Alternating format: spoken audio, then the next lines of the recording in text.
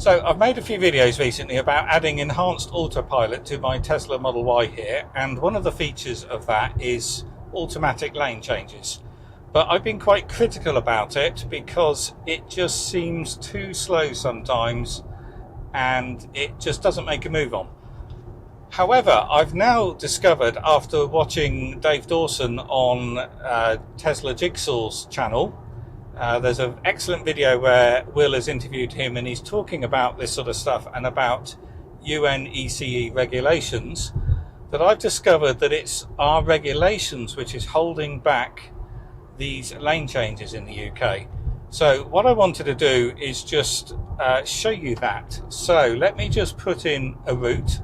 Drive southeast to A34, E5 for And I'll now put on autopilot by clicking down the gear stalk, and because I've got enhanced autopilot, it now gives me a single line which is navigate on autopilot. So let me just increase my speed to 70. So what the car will now do is suggest when it wants to change the lane to overtake, which it's now doing, but I have to hit the indicator to confirm that lane change. So that's one regulation that Tesla have to comply by, which is fine, I understand that. But it's quite slow in then doing that lane change when you press the indicator.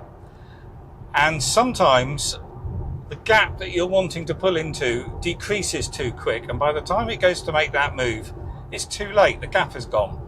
But that again is another regulation. Apparently, as Dave says, there is a regulation that stipulates that when you confirm with the indicator, you've got to wait 1.5 seconds before the car will move. So we can see that now. So it should be asking me to go to the left lane.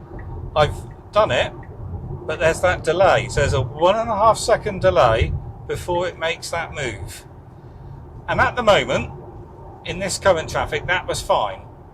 But when you're overtaking and going into the outside lane, that gets quite dangerous sometimes, because that gap can soon start decreasing because of that 1.5 second delay. And there's another part of this as well, which hopefully I'll better show you now, because it should be asking me to overtake in a minute, because we're coming up behind that car, but it's not, it's slowing down. Yet the outside lane is free. So let's move across. Again, there's that 1.5 second delay. So now we should be accelerating, and it's not. There's a big gap in front, and now it's slowly accelerating. Apparently there's another regulation which stops it accelerating. Whether it stops it accelerating during the lane change, I'm not sure, or whether it's got to do the lane change and then it will only allow a certain amount of acceleration. But that's another issue with the lane changes on this, is when you pull into the outside lane, you need to then match the speed of the traffic in the outside lane. And it doesn't. It pulls in the outside lane and will sit at the same speed that you were doing on the inner lane. And it takes a few seconds before it starts accelerating. And when it does, it accelerates very slowly. So consequently, you can have a car looming up behind you and you're not moving. Whereas a Tesla is capable of accelerating at incredible speed, but it just won't use the car's power.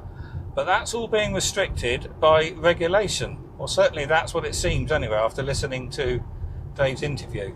So now I'm going to go across. I've got to touch the steering wheel because I haven't done that for a while. And it's a very slow lane change, and there's this Volkswagen Charan coming beside us. Or maybe it's a Ford Galaxy. No, it's a Seat. He was behind, waiting to come past me. But my lane change was rather slow.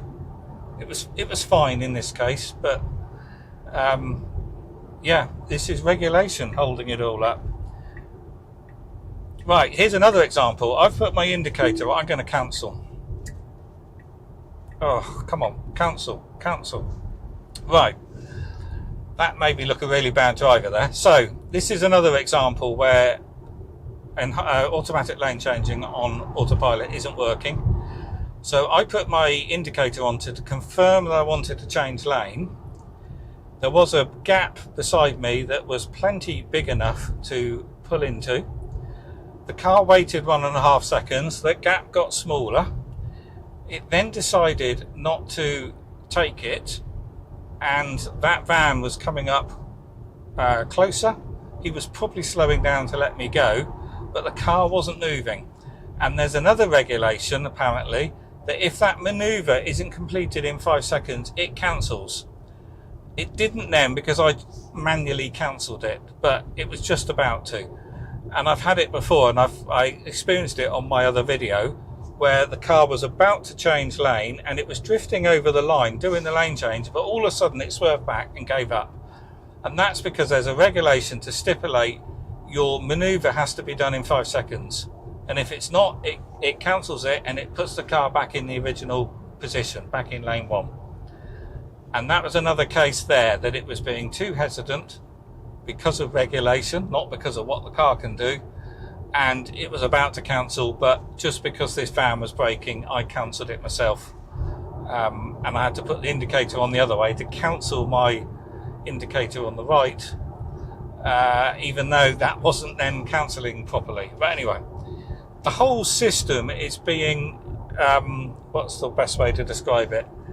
The whole system is being made worse by regulation. The car is capable of so much better, and indeed it does so much better in the States. But in UK and EU, you know, it works, but it's not working particularly well because Tesla have to comply with these regulations, which just isn't making it work safely in my view. There's times where it can do these overtakes so much safer if it was just allowed to get on and react as quick as it can do. But regulations is making it drive slower and more hesitantly, and it is making it more dangerous. Anyway, that's all I wanted to cover in this video. So I think I'll keep it short and sweet, which will be a first for me. So if you found this video useful, please do click the thumbs up. And if you want to see those other videos I've made on Enhanced Autopilot, in the video description below will be all the links to those videos. Okie doke.